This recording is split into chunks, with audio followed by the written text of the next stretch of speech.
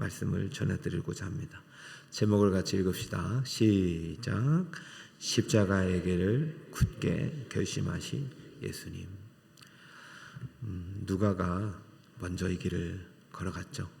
예수님이 걸어가신 길을 누가가 걸어갔는데 누가는 스승 바울을 따라갔죠. 우리는 다 예수님을 따라가지만 성경의 믿음의 증인들의 발자취를 따라가는 것입니다. 우리 북서울 꿈의 교회 16차 고난주간의 이 발걸음이 우리 의손들에게 아름다운 발자취가 될 줄 믿습니다. 여러분의 자녀들에게 발자취가 될 줄 믿습니다. 여러분의 작정한 태신자들에게 아름다운 이정표가 될 줄 믿습니다. 여러분이 가는 그 길이 될 것입니다. 아무리 어렵고 아무리 안 되는 시기고 또 사단마귀가 날뛰어도 하나님은 반드시 우리에게 승리를 주실 것입니다. 이 길 끝에 계신 예수님 성 꼭 붙잡고 지금도 우리와 함께 하신 예수님과 함께 걸어갑시다. 마태, 마가, 누가, 요한이 관점이 다르다고 했어요. 누가는요 특징이 디테일이에요. 왜냐하면 그 직업 특성상 아주 정밀해요. 세밀해요. 그냥 넘어갈 수가 없어요. 그래서 예수님의 성장 과정도 키와 지혜가 함께 자라는 것을 그는 기록하였습니다. 예수님은 인간이란 말이죠. 자, 누가복음의 전체 구조는요, 예수님의 십자가를 중심으로 쫙 펼쳐져 있어요. 그리고 이 전체적으로 하나의 주제로 아름답게 정교하게 배열이 되어 있습니다. 1장에 세례요한과 마리아에게 수태고지를 해서 예수님이 하나님의 아들이심을, 하나님의 아들이 성육신하심을 드러냅니다. 말씀이 육신이 되었다는 얘기를 해요. 2장에서는 그 예수님께서 가장 먼저 이 땅에서 하신 사역이 성장하신 거예요. 자라나신 거예요. 예수님이 그 사랑이 예수님을 자라게 했고 그 예수님의 성장은 바로 우리들의 성장을 우리에게 보여주고 있는 귀한 말씀이에요. 근데 우리 예수님께서 이 땅에 오셔서 성장하셨다는 이 사실은 바로 인간이라는 것을 다시 한번 보여주는 것이고, 그러다 보면 우리의 관점이 예수님이 인간인가 하나님이 아닌가 이런 마음을 들게 되잖아요. 3장에는 족보를 기록하는데 요셉의 아들로 태어난 예수님이 올라가면은 누구에게 가시냐? 아담을 넘어 하나님께 갑니다. 그러므로 족보가 하나님의 창조의 질서대로 계획대로 예수 그리스도가 태어난 것을 분명히 말합니다. 그러니까 예수님이 이 땅에 오셨지만 그 우위가 하나님이다라고 말합니다. 자, 그런데 동시에 이 3장의 족보를 잘 보면은 마태복음과 틀려요. 마태복음은 아브라함과 다윗의 자손 예수로 시작하지만은요, 우리 누가복음요, 그 하나님으로부터 시작합니다. 그리고 위에. 그래서 누가복음의 족보는 마리아의 남편을 중심으로 마리아에 속한 족보로 말하고, 마태복음은 요셉의 친족의 족보로 말합니다. 두 가지를 같이 보면은 어떤 의미가 있느냐? 우리 인간에 찾아오신 예수님을 만난 그 순간부터 우리는 하나님과 연결된 하나님의 족보 안에 들어간다는 사실입니다. 여러분, 예수를 만나면 하나님 나라 족보의 일원이 됩니다. 3장이 그렇다는 것이죠. 3장에 우리의 족보가 예수님이 바로 하나님과 연결됨을 보여줍니다. 그러면서 4장부터 5장, 6장, 7장, 8장, 9장까지 예수님의 공생의 전반부 사역인 갈릴리 사역을 보여주고, 자, 9장부터 10장, 11, 12, 19장까지가 예루살렘으로 가는 여정을 보여주고, 마지막 19장부터 끝까지가 예수님의 십자가 고난주간의 이야기를 보여주고 있습니다. 그래서 누가복음을 읽을 때 24장이지만 딱 절반으로 나누면 9장이 나옵니다. 그리고 이 누가복음의 전환점, 전반부와 후반부를 나누는 전환점을 이루는 본문이 오늘 9장 51절에 나옵니다. 한번 보겠습니다. 51절 보겠습니다. 예수께서 시작. 예수께서 성천하실 기약이 차감해 예루살렘을 향하여 올라가시로 굳게 결심하시고. 여러분 볼펜이 있으면 집에 가서 51절을 동그라미 쳐놓으시고 누가복음을 읽을 때는 50일 전과 후로 읽으시면 누가복음이 더 이해가 됩니다. 예수님께서 이제부터는 승천할 기약이 차감해 어디를 향하여 올라가신다고 그래요? 예루살렘을 향하여 올라가시고 굳게 결심하시고 사마리아를 거쳐 예루살렘으로 가십니다. 그러니까 9장부터 24장이 작은 이야기가 아닌데 예루살렘의 사역을 집중적으로 누가는 보여주고 있어요. 그러면 1장부터 9장까지는 예루살렘 사역이 아니라 예수님의 고향 주변인 갈릴리 사역을 중심으로 펼쳐져 있어요. 이 두 개의 지역을 중심으로 누가는 세밀하게 예수님의 사역을 소개하고 있는 것이죠. 갈릴리 사역에서는요, 상당히 많은 기적을 행하셨어요. 병도 고쳐시고요. 그리고 공생에서 우리가 알고 있는 모든 기적들을 다 여기서 행하셨어요. 500여 기적까지 일어납니다. 그래서 예루살렘으로 가면서부터는 그 기적들이 조금 약해져요. 약해진다기보다도 그런 기적들이 조금 축소돼요.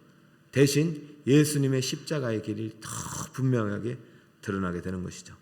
그러면 51절을 다시 보면 예수께서 승천하실 기약이 차가심에, 자, 이 땅에서의 사명이 끝나고 예수님이 이제 하늘로 올라가게 될 날이 가까워 오고 있습니다. 그러므로 승천하실 기약이 차간다는 얘기는 무슨 의미겠습니까? 예수님이 어디에 돌아가실 날이 가까우신 거예요?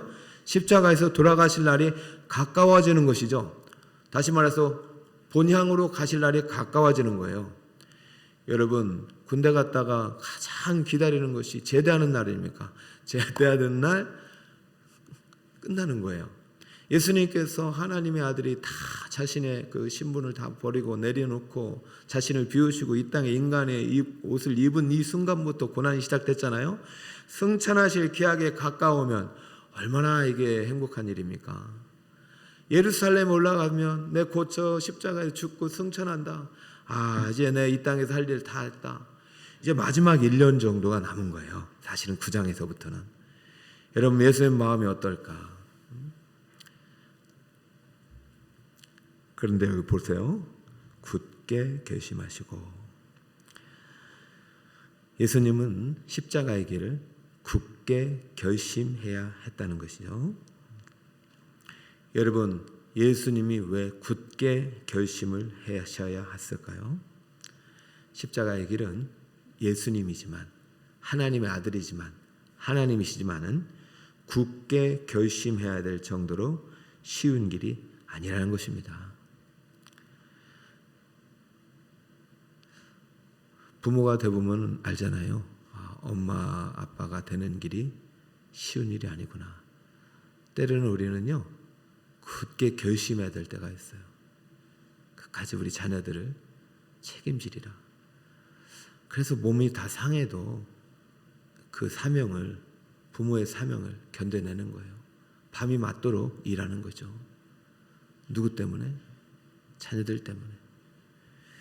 오늘 예수님께서 이렇게 굳이 십자가의 길이 아니어도 괜찮지 않겠냐고 마지막 겟세마네 동산에서 기도하기 이전부터 지금 9장부터 예수님의 마음속은 상당히 복잡해지고 있어요. 이 길이 꼭 이 길이어야 되는가? 여러분도 그러잖아요. 예수 믿고 신앙생활하면서 꼭 이 길이어야 되는가? 꼭 이렇게 믿어야 되는가? 아니, 예수 믿었는데 이런 고난이 있어야 되는가? 라는 질문이 안 들어요? 저는 많이 들던데요. 목회하다 보면 꼭 이게 정말 이게 목회인가? 내가 꿈꾸고 계획했던 목회인가? 그래서 회의감이 들 때도 왜 없겠어요? 그럼 그때마다 뭘 해야 되겠어요? 굳게 결심하는 거죠. 그게 사명 아닙니까? 사명이니까. 여러분, 목자로, 마을장으로, 또 교사로 부름받았는데 이게 내가 알던 목자 교사 맞는가? 꼭 이렇게까지 해야 되는가? 내가 장로 집사 권사가 되는데 왜 이런가? 예수님의 십자가의 길은요, 우리가 따라가야 될 길인데 예수님이 굳게 결심할 정도였다면 우리도 굳게 결심해야 될 상황이 있겠어요, 없겠어요? 있다는 것입니다.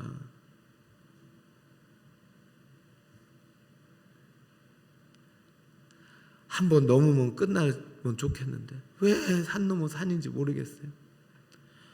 한번 강을 건넜으면 주님 됐지요. 왜 또 강이 또 있냐고요. 비바람이 왜 이렇게 많이 부는지요.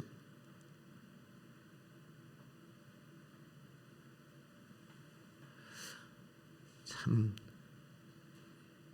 응답받아가지고 너무 기뻐해서 감사하고 찬송했던 때가 얼마 안 됐거든요. 근데 어제 참 노년에 우리 주님의 정말 성도님을 붙잡고 눈물로 기도할 수밖에 없을 때는 주여, 여러분 십자가의 길이 영광의 길이라고 하지만은 그 영광 이전에 고난이 먼저 있어요. 승천할 날이 가깝다고 표현하잖아요. 십자가의 죽음의 때가 가깝다고 표현하지 않았잖아요. 승천할 날은 기쁜 날이잖아요. 그렇지 않나요? 승천은 기쁜 것이 아닌가요? 근데 승천 안에 뭐가 있어요? 죽음이 있기 때문에 굳게 결심해야 되는 것입니다. 여러분 오늘 굳게 결심하시기 바랍니다. 굳게 붙잡으시기 바랍니다. 내려놨던 십자가 굳게 붙잡으셔요. 예수님께서 수만 가지 갈등 속에서도 굳게 붙잡으신 이유는, 십자가의 길을 걸어가신 이유는 한 사람의 신앙 고백과 절대 무관하지 않습니다. 이 신앙 고백이 예수님을 예루살렘으로 결정하게 해줬어요.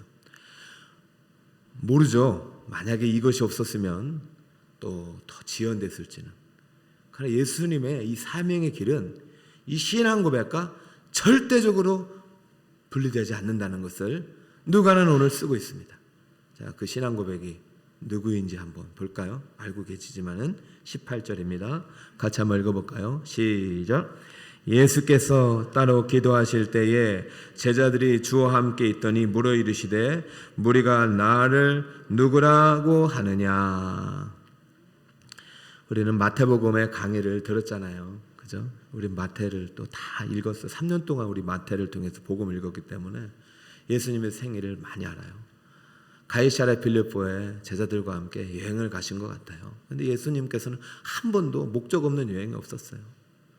제자들은 예수님과 함께 그 판신전이라고 하는 그 당시 상당히 많은 신전이 있어요. 우리 경주에 가면 8만 대장경 있고 막 불국사가 있잖아요.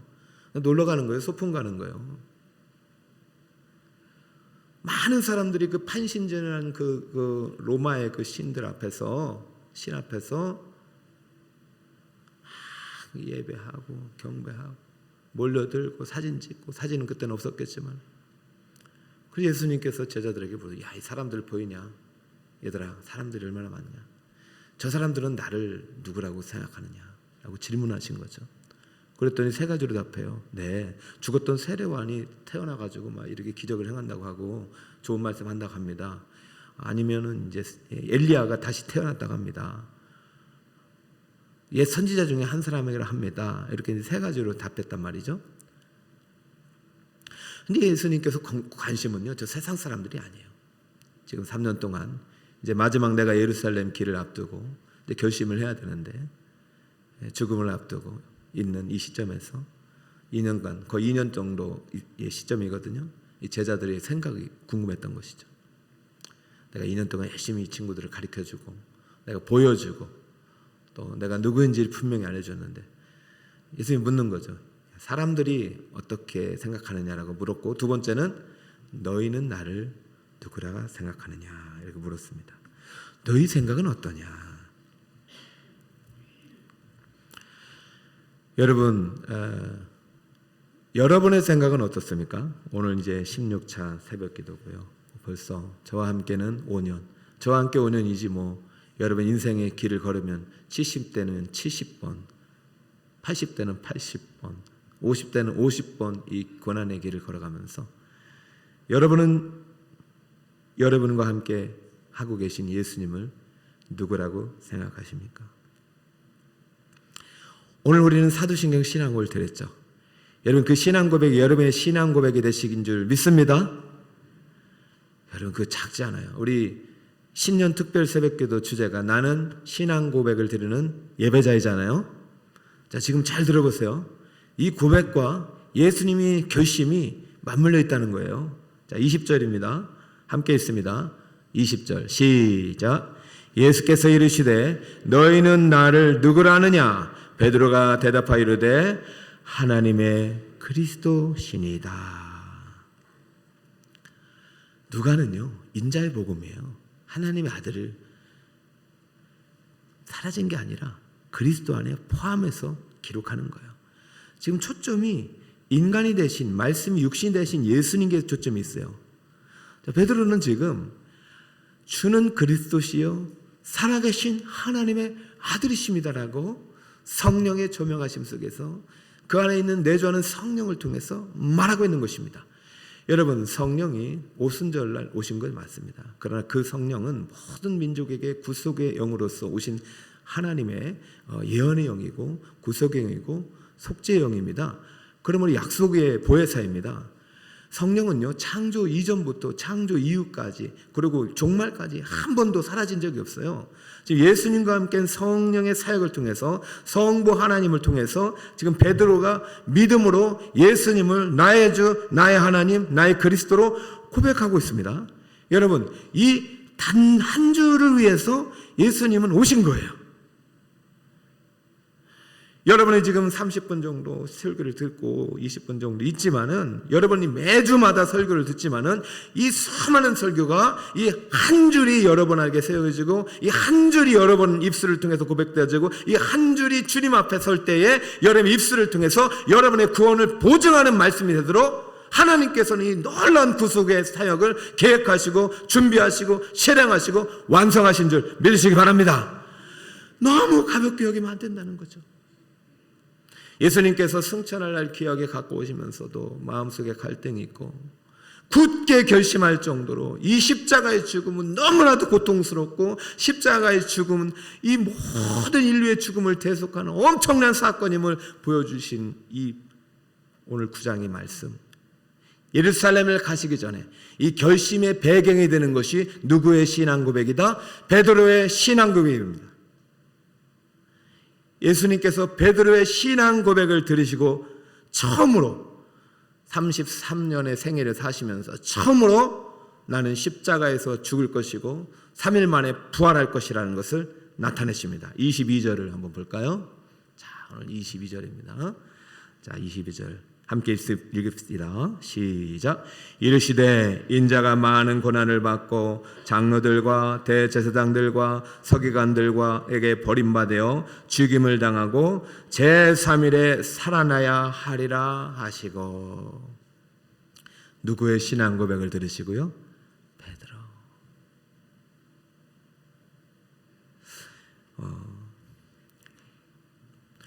마태, 마가, 누가가 똑같이 배열해 놨어요. 베드로의 신앙 고백 다음에 순환을 예고합니다. 베드로 신앙 고백 다음에 순환을 예고합니다. 그리고 굳게 결심하신 거죠. 아, 그래. 내가 이를 위해 왔지. 내가 저 한 영혼을 위해서 왔지. 저 한 영혼의 구원을 위해서 왔지. 여러분, 사명이 예수님을 결심하게 하신 것입니다. 사명이 예수님의 목표입니다. 그런데 이 사명의 동기는 한 영혼을 향한 사랑이요 구원입니다. 여러분, 첫째 날 예수님의 말씀이 육신에서 이 땅에 오셨잖아요. 그 예수님이 한 무명의 여인 안에 들어가셨잖아요. 그때부터 이 십자가의 길은 시작되는 거예요. 생명의 길은 시작되는 거예요. 그때부터 우리는요 이 땅의 존재가 아니라 하나님 아버지의 족보에 속한 존재가 되는 것입니다. 예수님이 첫 번째 하신 사역이 무엇입니까? 성장입니다. 잘하는 것입니다. 여러분, 구원의 지식은 잘해야 됩니다. 작년에도 고난주간 했고 재작년에도 했고 이번 주에는 좀 쉬자. 그럴 수 있어요. 그 예수님은요 쉬지 않았어요. 왜? 베드로의 신앙 고백을 들은 쉴 수가 없는 거예요. 그럼 예수님은 베드로 한 사람 때문에 가셨겠어요? 아니에요. 베드로와 같은 신앙 고백을 드리는 모든 인류, 누구든지 예수의 이름을 부른 자는 구원을 얻게 하려고 자신의 몸을 친히 대속의 제물이 되기 위해서 굳게 결심하는 거예요. 베드로와 같은 신앙 고백을 드리는 한 영혼을 위해서 예수님 오늘 결심하신 것입니다. 24절 볼까요? 누구든지 제 목숨을 구원하고자 하면 이를 것이요. 누구든지에 우리 모두의 영혼이 포함되는 것입니다. 누구든지 나를 위하여 제 목숨을 잃으면 구원하리라. 이 말이 무엇입니까? 십자가에 나와 함께 죽은 사람은 나와 함께 살리라는 예언 아니겠습니까? 25절 사람이 만일 온 천하를 얻고도 자기를 잃든지 빼앗기든지 하면 무엇이 유익하리요? 여러분 여기서 목숨이 영혼으로 번역이 가능합니다. 목숨. 예수님께서 십자가의 길을 굳게 결심한 것은 예수님 자신을 위한 것이 아니라 천하보다 귀한 한 영혼을 위한 것이고, 천하보다 귀한 한 영혼의 신앙 고백을 위한 것이고, 천하보다 귀한 한 영혼을 하나님 나라에 인도하기 위한 것임을 믿으시기 바랍니다. 그 한 영혼의 이름이 바로 우리 북서울 꿈의 교회 성도 여러분의 이름이 되길 축복합니다. 여러분이 작정한 태신자의 이름이 되길 축복합니다. 그렇다면 우리도 따라가야 되죠. 예수님께서 이 땅에 오셔서 이 땅에서 공생애를 사시고 인간으로 살아가신 목표가 십자가 죽음을 통해서 한 영혼을 구원하는 길이었다면, 그 길이 그만큼 고통스럽고 쉽지 않은 굳게 결심할 길이었다면, 우리도 예수님이 따라가신 그 길을 믿음으로 굳게 결심하시고 따라가시길 축복합니다. 굳게 결심하시는 사명자가 되시길 축복합니다. 직분자가 되길 축복합니다. 부모님이 되시길 축복합니다. 그리고 직장도 굳게 결심해야 돼요. 여러분 직장은 누가 주셨죠? 사업장은 누가 주셨죠? 자녀는 누가 주셨죠? 부모님은 누가 주신 것이죠? 자녀도 하나님이 주셨지만 부모님도 하나님이 내게 주신 선물이잖아요. 북한에서 태어나서 어떡할 뻔했어요, 여러분. 태어났는데 아바의 동무가 김정일이고 김정일이면 어떡할 뻔했냐고, 여러분. 할렐루야. 우리 하나님 너무 감사합니다. 말씀의 결론을 맺읍시다. 23절입니다. 또 같이 한번 읽어볼까요? 시작. 또 무리에게 이르시되 아무든지 나를 따라오려거든 자기를 부인하고 날마다 제 십자가를 지고 나를 따를 것이냐. 한 번 더 시작. 또 무리에게 이르시되 아무든지 나를 따라오려거든 자기를 부인하고 날마다 제 십자가를 지고 나를 따를 것이니라. 할렐루야. 이 이야기가 몇 장이 나온다고요? 누가복음? 그러니까 여러분 다 이거 가지고 계시죠? 그냥 만든 거 아니거든요. 10년 공부해서 만든 거거든요. 그러니까 하나님이 저를 사랑하셔서 여기를 보내셨거든요. 저는 목회 안 하려고 그랬어요. 몇 번을 얘기했잖아요. 나 11조 하지. 10계명 다 지키지. 새벽기도 드리지. 내가 청년회 집사인데 설교하고 있지. 뭐가 부족해요? 나 돈 벌어서 선교하겠다고요, 주님. 근데 불러요. 이해를 할 수가 없었어요, 저는. 제가 어떤 교만이 있어요. 저보다 더 잘 사는 목사님이 안 보인다는 생각까지 했어요. 나쁜 놈이에요. 저는 나쁜 놈. 그날 밤에 새벽이죠. 제가 얼마나 울었냐면은, 누구보다 난 널 잘 안 돼. 네가 잘하는 거 난 안 돼. 네가 좋아하는 일을 안 돼. 한 번만 하나님이 부르시면. 그때 제가 이제 굳게 결심하고 따라갈 수밖에 없었던 이유는 단 한 가지입니다. 주님이 그러셨어요. 나는 네 옷을 사랑하는 것이 아니라, 네가 갖고 있는 배경을 사랑하는 것이 아니라, 나는 명기 너를 사랑한다. 나는 민명기 목사를 부른 것이 아니라 나는 민명기를 불렀고, 나는 너를 사랑하기 때문에 네가 그렇게도 힘들려면 가지 않아도 된다. 그러나 내가 너를 그만큼 사랑하고 잘 알고 있다는 것만큼 잊지 말아달라고. 저는 하나님께서 내가 목사라는 옷을 사랑하지 않고 나를 사랑한다는 그 말에 굳게 결심하고 이 길을 온 거예요. 근데 진짜 사랑하나 많이 물었어요. 진짜 이 길이 맞나 많이 물었어요. 16번 묻는 거예요 지금. 여러분 제가 왜 특세하는 줄 아세요? 묻는 거예요. 진짜냐고. 굳게 결심할 정도로 십자가의 길은 쉬운 일이 아니었습니다. 굳게 결심한 이유는 베드로 한 영혼의 신앙 고백 때문에, 이 고백이 너무나도 기뻤기 때문에, 이 고백이 사랑 고백이었기 때문에 베드로처럼 누구든지 아무든지 나를 따라오려거든 내가 너희들 십자가를 지고 갈 테니 너희들 남은 고난의 십자가를 너에게 맡겨진 그 사명의 십자가를 끝까지 지고 따라오렴. 그럼 승천하여 얻은 내 영광이 너의 영광이 되리라. 할렐루야. 사랑하는 성도 여러분, 비바람이 불어도 절대로 멈추지 마시고 예수님 십자가 꼭 붙잡고 주님 주신 십자가 믿음을 따라가시길 축복합니다. 기도 제목 보시다. 월요일은 말씀이 육신이 되어서 오신 예수님의 손을 붙잡고 십자가의 길을 걷는 것이고 구원의 지식이 자라는 것이고, 세 번째 십자가의 길을 한번 외칩니다. 시작. 십자가의 길을 굳게 결심하신 예수님의 말씀대로 자기 십자가를 짊어지고 따라가게 하옵소서. 이 기도 제목을 여러분 들으십시다.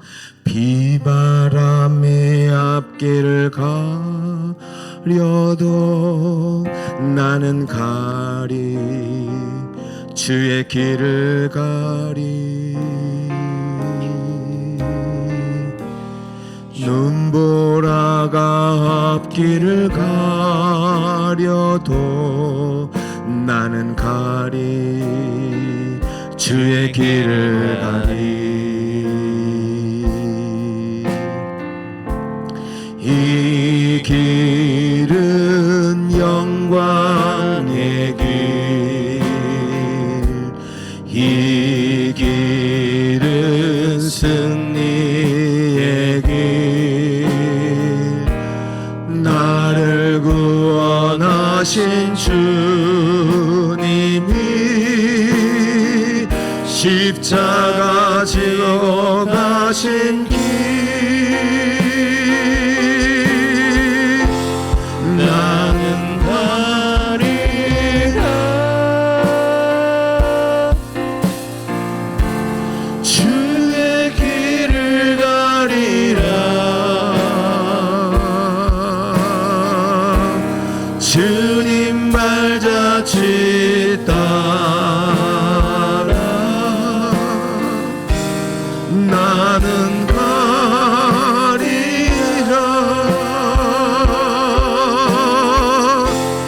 나는 가리라. 주의 길을 가리라.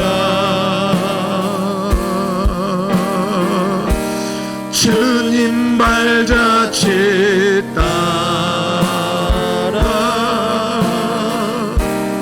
나는 가리라. 험한 파도 앞길을 막아도, 험한 파도 앞길을 막아도 나는 가리, 주의 길을 가리. 모진 바람 앞길을 가려도 나는 가리, 주의 길을 가리. 이 길은 영광의 길, 이 길은 생명의 길, 나를 구원하신 주님이 십자가 지고 가신 길, 나는 가리라. 주의 길을 가리라.